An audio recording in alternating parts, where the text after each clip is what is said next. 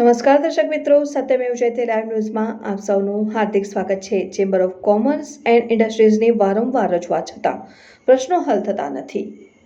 મકરપુરા જીઆઈડીસીમાં પ્રાથમિક સુવિધા આપવામાં કોર્પોરેશનનું ઉદાસીન વલણ।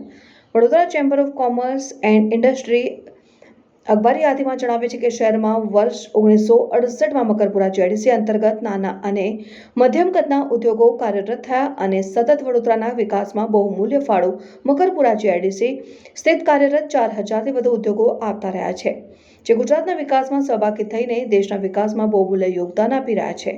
કોઈપણ ઉદ્યોગ માટેની પાયાની જરૂરિયાતો ગણાય છે પાણી, ગટર, સ્ટ્રીટ લાઇટ અને રસ્તાઓ। આ તમામ પાયાની જરૂરિયાતો મકરપુરા જીઆઈડીસીમાં મળી રહે તે બાબતે વખતોવખતથી વડોદરા મ્યુનિસિપલ કોર્પોરેશન અને ગુજરાત ગવર્મેન્ટમાં રજૂઆતો કર્યા પછી પણ સતત તંત્ર જીઆઈડીસી ઉદ્યોગકારોની જરૂરિયાતને ધ્યાનમાં લઈ સુદૃઢ કામગીરી કરવા માટે દુર્લક્ષ સેવે છે।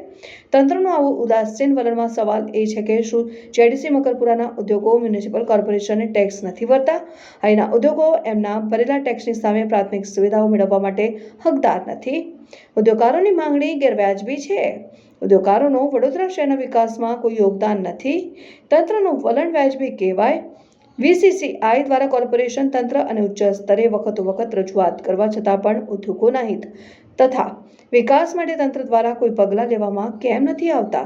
હવે સમય આવી ગયો છે કે તંત્રને જાગૃત કરવા માટે મકરપુરા જીઆઈડીસી સ્થિત ઉદ્યોગો પાસેથી તેમને અનુભવાતી અસુવિધાઓ અને પ્રશ્નોને એક ફોર્મ મોકલીને લેખિતમાં મંગાવવાની પહેલ આજે વીસીસીઆઈ દ્વારા કરવામાં આવી છે।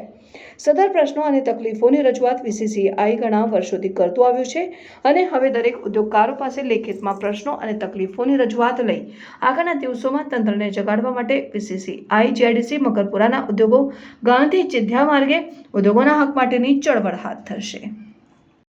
અમે ગુજરાત રાજ્યના આદરણીય મુખ્યમંત્રી શ્રી ભૂપેન્દ્ર પટેલને પણ અમે આ લેટર દ્વારા જાણ કરી છે। અહીંના પ્રભારી મંત્રી શ્રી હર્ષભાઈ સંઘવી સાહેબને પણ અમે આ લેટર દ્વારા જાણ કરી છે। સાથે સાથે વડોદરા શહેરના મેયર, વડોદરા શહેરના સ્ટેન્ડિંગ ચેરમેન અને વડોદરા શહેરના મ્યુનિસિપલ કમિશનરશ્રીને પણ અમારી જે પાયાની સુવિધાઓ માટેની વાત છે એ એમની સામે મૂકી છે, પણ અત્યાર સુધીને નથી એમાં કોઈ રિઝલ્ટ આવ્યું કે નથી અમને મીટિંગ માટે પણ બોલાવવામાં આવ્યા। આજે અમારી જે માગણી છે એ માગણી પાયાની મૂળભૂત જરૂરિયાતોની છે। અમે એમ નથી કહેતા અમે વેરો ભરવો અમારી જો વેરો લેવો એમનો હક સમજતા હોય તો એમને પણ કામ કરવું એમની ફરજમાં છે અને અમે ખૂબ જ પાયાની જરૂરિયાત માટેની માગણી કરી રહ્યા છે, પણ ખબર નહીં કોઈ પણ સંજોગોમાં નથી તો રાજ્ય સરકારને એમાં રસ કે નથી કોર્પોરેશનને રસ એવું અમને સ્પષ્ટપણે દેખાઈ રહ્યું છે। એમનું આ ઉદાસીન ભલું વલણ એ અમે હવે ગાંધી ચિંધ્યા માર્ગે આંદોલન પણ કરીશું અને સુવિધા નહીં તો વેરો નહીંનું પણ સ્લોગન અમે મૂકી દીધું છે। એટલે જ્યાં નવા વેરા બિલ આવશે ત્યારે જો અમને સુવિધા નહીં મળે તો એક પણ ઇન્ડસ્ટ્રીઝના માણસો એ વેરો નહીં ભરે એ પણ અમે સર્ક્યુલર ફેરવવાના છીએ અને ગાંધી ચિંધ્યા માર્ગે આંદોલન પણ કરવાના છીએ। રજૂઆતમાં એ છે કે મકરપુરા જીઆઈડીસીમાં બેઝિક ઇન્ફ્રાસ્ટ્રક્ચર અપગ્રેડેશનના કામો છેલ્લા 30 વર્ષથી કોર્પોરેશન તંત્ર દ્વારા કરવામાં નથી આવ્યા। છેલ્લું મકરપુરા જીઆઈડીસીમાં ક્રિટિકલ ઇન્ફ્રાસ્ટ્રક્ચરનું કામ 2005માં કરવામાં આવ્યું હતું રાજ્ય સરકાર અને કેન્દ્ર સરકારની સંયુક્ત ગ્રાન્ટની સ્કીમમાંથી, અને એમાં ઉદ્યોગકારોએ પણ પોતાનો ફાળો આપ્યો હતો।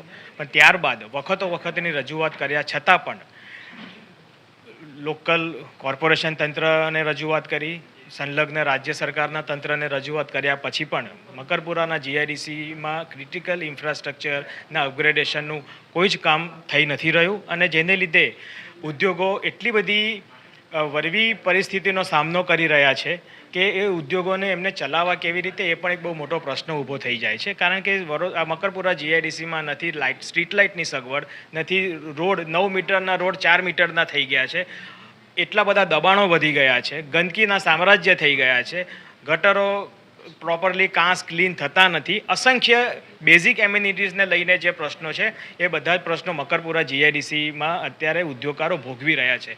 અને વખતની રજૂઆત પછી પણ કોર્પોરેશનના તંત્રનું ઉદાસીન વલણને લીધે આજે ઉદ્યોગકારોએ ના ઈચ્છીને પણ આ પગલું ભરવું પડ્યું છે અને આંદોલનના માર્ગે આગળ વધવાનું નક્કી કર્યું છે।